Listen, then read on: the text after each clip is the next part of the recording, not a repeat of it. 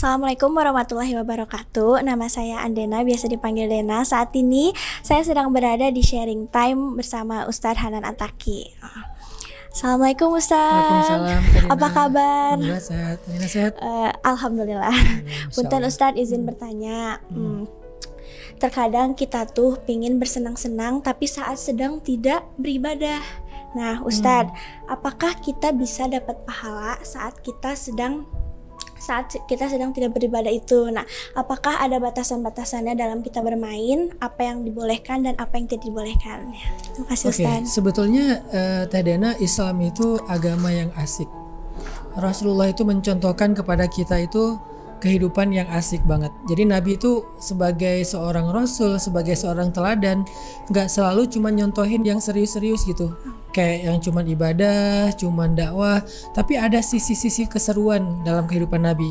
Nabi itu juga punya hobi, Nabi juga punya teman, Nabi juga nongkrong, Nabi juga me time, Nabi juga bersenang-senang dengan keluarga. Sehingga dalam Islam, bersenang-senang dengan mendapatkan quality of life itu bukan sesuatu yang kontradiktif. Jadi orang kalau misalnya pengen dapat nilai ibadah di sisi Allah tuh nggak harus sekaku misalnya cuma ibadah doang. Oke, itu semua orang sepakat. Bisa nggak kita dapat pahala ibadah sambil bersenang-senang? Ternyata bisa dalam Islam. Satu, kata Nabi, di antara ibadah yang paling Allah suka itu adalah membahagiakan hati orang lain. Membahagiakan di sini tuh surur ya, bukan membahagiakan, menyenangkan. Jadi kalau kita misalnya bersenang-senang untuk menghibur teman kita yang lagi sedih mungkin, lagi bete mungkin, kita ajak dia main, kita ajak dia jalan, kita ajak dia nongkrong, kita ajak dia seru-seruan, itu tuh pahalanya ibadah loh, karena menyenangkan hati dia kan. Itu satu hadisnya, bahwa bersenang-senang juga bisa bernilai ibadah. Yang kedua, ada 3 perbuatan sia-sia tapi berpahala di sisi Allah. Arti sia-sia di sini tuh nggak ada nilai ibadahnya, nggak ada ritual ibadahnya, tapi bernilai pahala.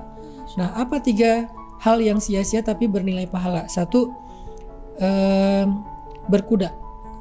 Jadi kita grooming, riding. Grooming itu ngurus kuda sampai kita nunggangin kuda, itu berpahala ibadah di sisi Allah. Yang kedua, memanah. Memanah itu berarti bukan 3, 4. Pertama berkuda, yang kedua memanah. Memanah itu mulai dari bikin busur, bikin arrow, sampai kita nembak, kita seru-seruan ketawa-ketawa sambil nembak, ngambil arrow yang udah jatuh, itu tuh bernilai ibadah. Yang ketiga, berenang. Berenang itu kan bukan cuma berenang yang serius gaya bebas kayak atlet ya. Berenang itu bisa nyelam, bisa cliff dive, itu loncat dari tebing tuh yang ke laut misalnya, atau surfing, atau diving, free dive, semua varian main air itu berenang. Jadi kita bisa having fun tapi bernilai ibadah berenang. Jadi berenang nggak cuman gaya bebas yang kayak atlet, nggak. Semua having fun dengan air itu berenang.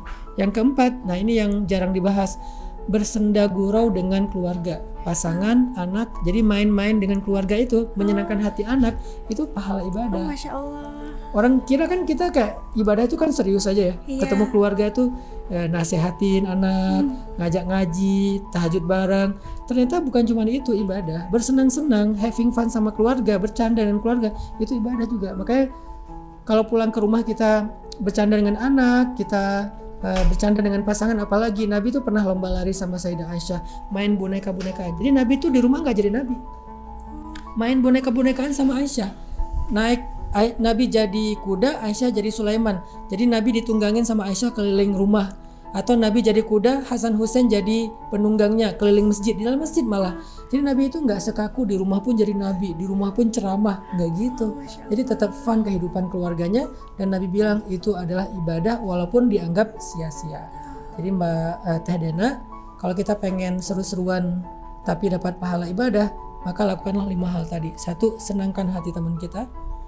Nggak, menyenangkan hati kan bukan nasihat kan, berarti ngajak dia break lah, ngajak dia santai gitu. Yang kedua, mungkin kalau yang punya hobi berkuda, berarti dia udah dapat 1 keseruan yang berpahala. Memanah, atau yang paling ringannya adalah bercanda, bersenda gurau dengan keluarga, dimulai dari pasangan sampai kepada anak, bahkan keluarga besar. Masya Allah, syukron Ustadz, terima kasih banyak untuk ilmunya.